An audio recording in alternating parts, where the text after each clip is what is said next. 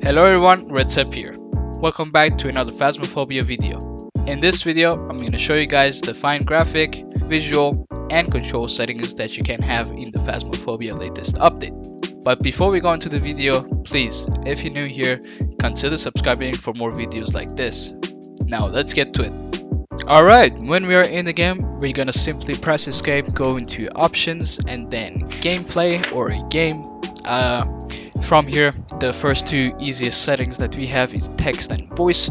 Obviously, whatever language you speak or whatever language you want, you can go ahead and change it to that for text or voice and stuff like that, which is very easy to use and configure. The next one, voice recognition mode, I'd really recommend with using Vosk. It hasn't caused me any issues. So I'm guessing Vosk is the good one, but for Windows or text, I don't really want to use them at all because obviously Vosk doesn't have any issues, so I'm gonna stick with that. But if you run into issues not being able to talk with the ghost, or your friends not being able to hear you and stuff, you can go ahead and change it to Windows, text, and stuff like that to see if it works for you. Crossplay, I have this on for some reason. I'm gonna keep it off. Aim sensitivity 1.0, for me it's enough. You can go ahead and change it to whatever you want. Inverted X and Y, you can enable these if you want to. If you don't want to, it's fine. For field of view, I have this on 90.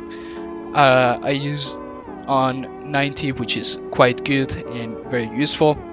Head bob, I have this on off. What this does is obviously if you run or walk around and stuff like that, your head is gonna bob and it's gonna move realistically.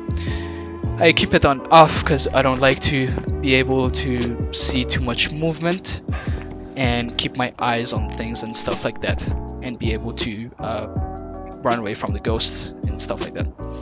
Sprint mode, hold degrees, I have it on Celsius. Default cursor, I have this on the default, I guess, but if you guys want to change it to something else, you can go ahead and change it to whatever you want. Default cursor opacity, obviously what this does is it's going to take out the brightness of your cursor or bring it all the way up, as you can see. Cursor size, obviously it's up to you. I have it on 100%. Sometimes I don't even use it. Highlight cursor, this is for when you are hovering over like doors or interactable objects, materials, and items. That cursor is going to change to that type of icon that you selected.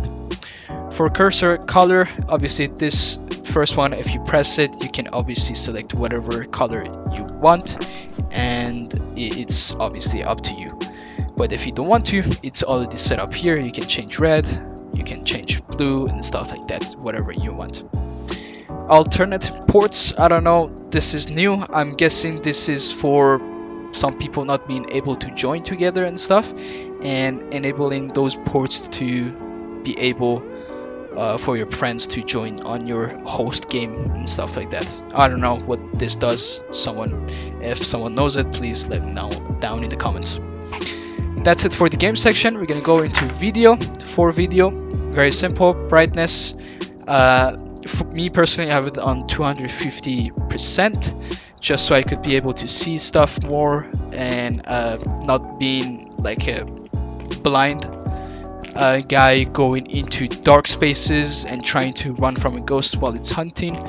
So obviously I have this on maximum and trying to basically run away from the ghost and survive most of the time.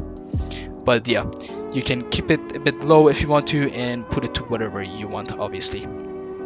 Full screen mode, full screen is the best to have the best resolution and refresh rate out of your monitor and more performance boost in your game. VSync, I have it on. Obviously I don't want that much FPS on my game, but if you guys are having issues with not having FPS too much, then you can turn this off and have the best performance in your FPS and stuff like that. Resolution, the highest one that you have, obviously the highest resolution that you have for your monitor and the highest refresh rate that you have as well. Anti-aliasing, TAA. For this latest update, I would say that TAA is the best. What it does is basically, as you can see, the edges of the objects, materials, and items are in place. The texture is not broken for them. They're not like moving too much, or you cannot see them move because obviously those edges are smooth.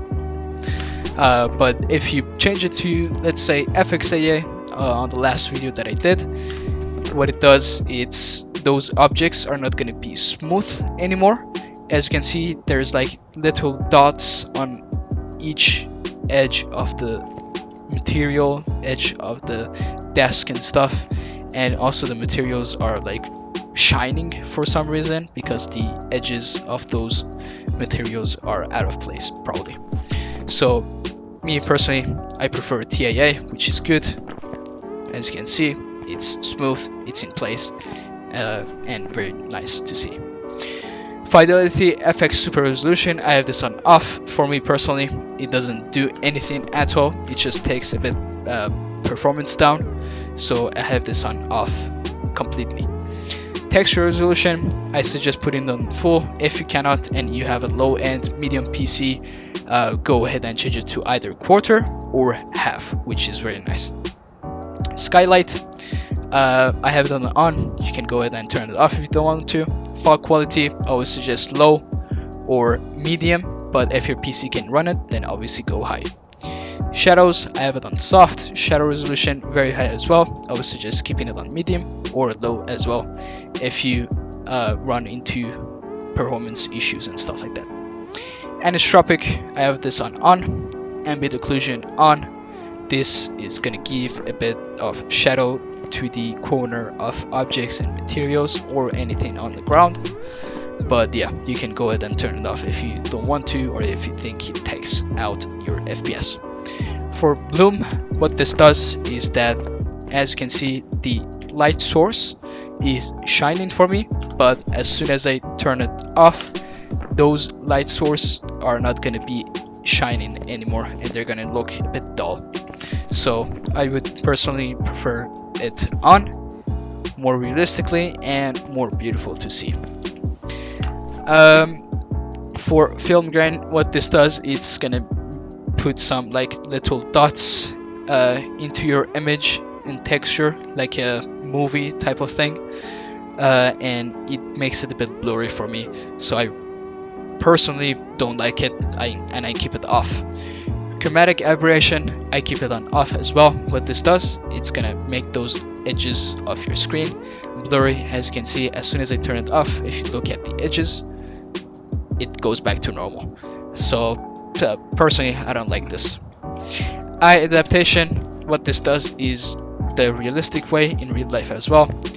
If you look at light source or basically something that makes your eye to adapt on that area, as you can see, the light got a bit less brighter and my surroundings are more darker, obviously, since I'm looking at the light. But as soon as I look away and go different area, the brightness is gonna slowly go up and up and my eyes are gonna adapt to that area, which is cool, but me personally, I like to keep it off, don't really use it that much. Screen space illumination, I have this on off. It takes out FPS and performance. It really doesn't do too much as well, just changes some stuff, I guess. But yeah, since it doesn't do too much, I always keep it off. That's it for video. For audio, real simple, master volume, change it to whatever you want. If it's too loud, you can change it to 90 like I have, 80, 70, 50, whatever you want. If it's not, then keep it at 100 or whatever you prefer. Speaker mode, I have this on stereo. I don't use speaker, so by default it's stereo, I guess. Microphone, make sure to select your specific microphone that you have connected to your PC. Otherwise, your friends or the ghost and stuff like that in the game is not going to be able to hear you because you don't have your mic selected in the settings. So make sure to have it. Voice input mode, I have it on push to talk. I think it's the best, but if you want to change it to whatever, go for it, be my guest. For controls, we obviously have movement keys and stuff like that, which all is default. The only settings that I recommend you guys to change is either the secondary use, crouch, special option, and also the journal button. What I changed here was simply the crouch button. I changed it to my thumb mouse button, which I think it's the 4th or 5th, whatever. And it's really easy to access and really quick. The other thing I would say to change for you guys is the special use. By default, it should be tap, as you can see, but I changed it to R so I could simply use my flashlight whenever I switch between my items and I don't have my flashlight in my hand anymore to do the primary use, which is the right click button on the mouse. So whenever I don't have that in my hand, obviously I'm gonna use the R button and put my flashlight on my shoulder and stuff. The other thing I would suggest you guys to change is the journal. Default, it's J, and it's kind of very far from your hands to access it. So me personally, I like tab. I change it to tab, and it is very easy to access, just like you're trying to hide behind stuff, run away from the ghost. And also meantime, you just press it, check your evidences, see what type of ghost you're dealing with, blah blah blah blah blah blah. Hope this video was helpful to you guys, and let me know in the comments what settings do you guys use. Don't forget to subscribe and like the video. See you guys in the next video.